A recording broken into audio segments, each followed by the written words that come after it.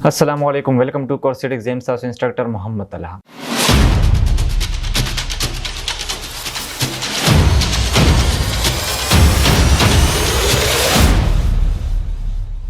په لاس لیکچر کې موږ د ایکسل جنرال اوورویو ورکړی و چې فار ایگزامپل موږ سره بیک سټیج ویو څه شی سکرین لی آوټ څه شی دی کالمز اینڈ روز په باره کې خبرې کړې و په نن کلاس کې موږ ایکسل وایو چې ایکسل موږ سره پاریس کو موږ سره ایکسل کې روز ونه دي کالمز ونه دي دې په باره کې موږ لږ ته ډسکشن کوو نو موږ سره ایکسل موږ سره پاریس کو ایکسل موږ د اکاونټینګ را پاریس کو کیلکولیشن نه پاریس کو ډیټا انټری را پاریس کو ډیټا سمرایزیشن نه پاریس کو ډیټا ویژوالایزیشن نه لپاره موږ ایکسل یوز کوو ته څونه موږ سره ډیټا انټری دای لپاره موږ ایکسل یوز کوو په ایکسل کې موږ سره هډیر شیټس دي ان موږ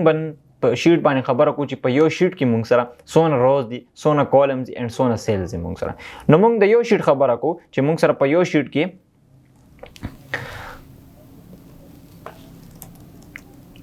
and one sheet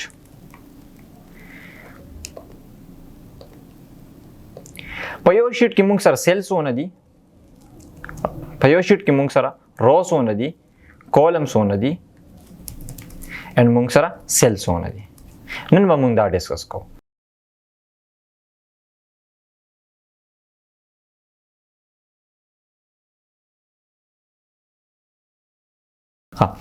په یو شیټ کې موږ سره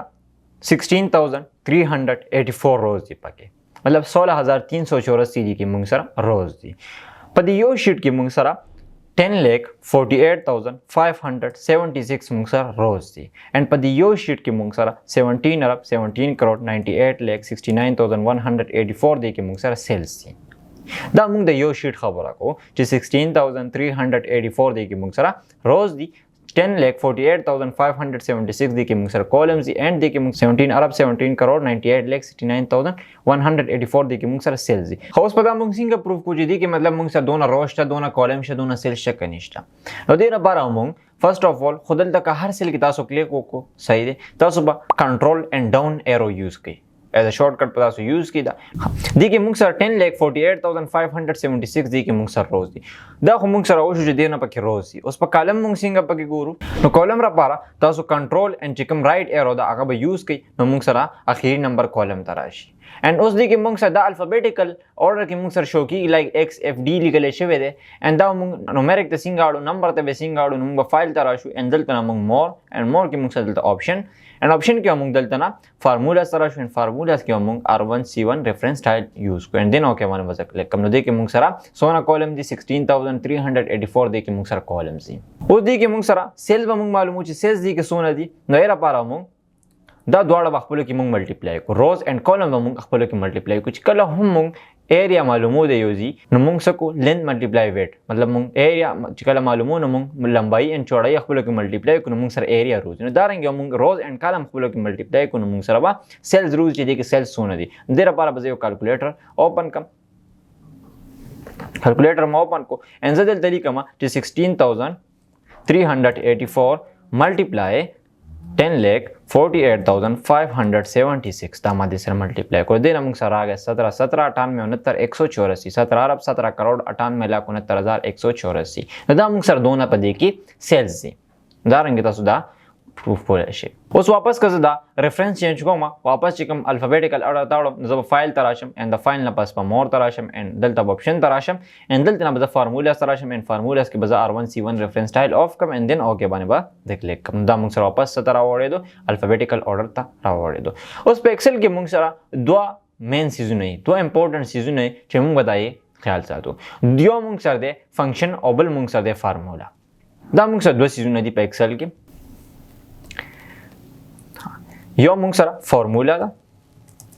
and بل موږ سره فنکشن ده فنکشن او دواړو کې ډیفرنس څه دی دا به پکې ګورو دی ډیفینیشن ګورو چې مطلب د دواړو کې ډیفرنس موږ سره څه دی د دې لپاره ما دلته نسو کو دا مې لګون ته مرج کو ها اوس فارمولا څه ته ویل کیږي if a user create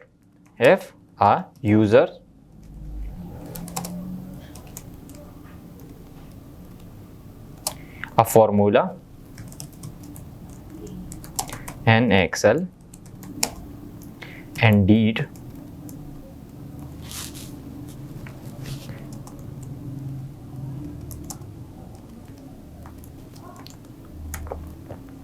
indeed called formula. And function वाला मूंग सर सिंग दे function वाला definition आगा मूंग सर सदारेंगे दे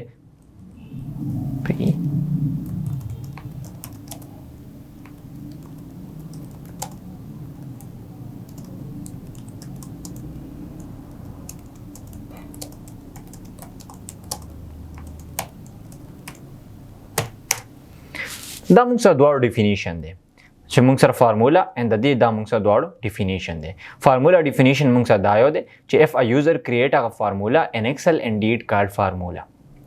مطلب دا چې کلم یو یوزر په ایکسل کې یو فارمولا جوړه کړي ته موږ فارمولا وایي خو چې کله موږ سره پری ډیفاین وي مخکې نه یو تیار شوی فارمولا وي په ایکسل کې نو ته موږ فنکشن وایو مطلب دا موږ سره بلټن وی تیار فارمولې به دي تیار کړی وي ان له یو نوم ور کړی ان به موږ ترا کړی نو ته موږ فنکشن وایو اوس فارمولا ان فنکشن به موږ سره ځان له سینټیکس لګي سبا لري موږ سره یو سینټیکس په لګي